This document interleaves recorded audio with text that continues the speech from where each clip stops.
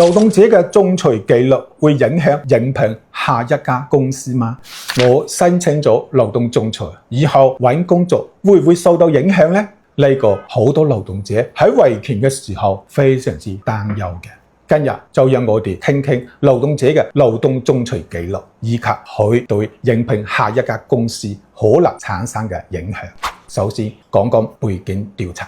背景調查是否合法？背景調查係企業招聘過程中嘅一個重要嘅環節，佢嘅目的係核實應聘者嘅學歷、工作經歷等信息嘅真實性，確保企業能夠招到合適嘅人才。但係咧，背景調查嘅範圍同埋方式必須合法。如果單位得到應聘者嘅書面授權，係可以進行背景調查嘅。背景調查嘅時候，必須確保佢目的係合法嘅，而且獲得嘅信息應該與招聘崗位相關。第二，我哋傾下勞動仲裁紀錄可能查得到呢？一般嚟講，勞動仲裁紀錄唔會向社會公開披露，亦都唔會進入個人嘅人事檔案或者其他公開嘅信用記錄系統。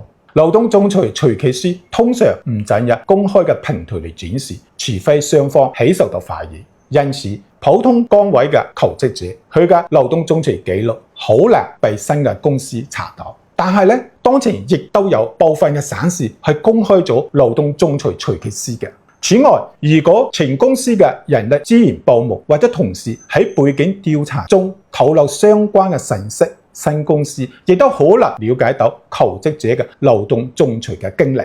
第三，我哋講下，如果勞動仲裁一方起訴到法院，那麼勞動仲裁嘅紀錄應該係可能查得到嘅。因為根據法院嘅規定，勞動爭議事項係唔屬於唔公開嘅事項。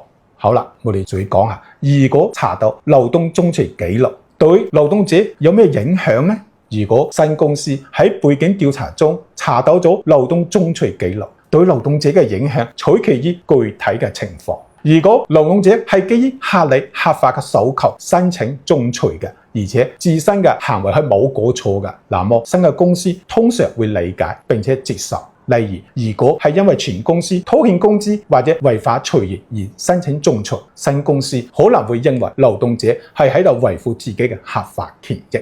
但係咧，喺某些極端嘅個案中，新公司可能會對勞動仲裁紀錄嘅求職者產生偏見，因為佢哋可能會喺未來嘅工作中帶來管理成本或者存在嘅風險。呢種情況下，求職者可能會面臨被拒絕錄用嘅風險。所以建議大家喺維權嘅時候應該遵紀守法，唔好採取過激嘅行為，唔好無理取鬧，亦都唔好濫用權力。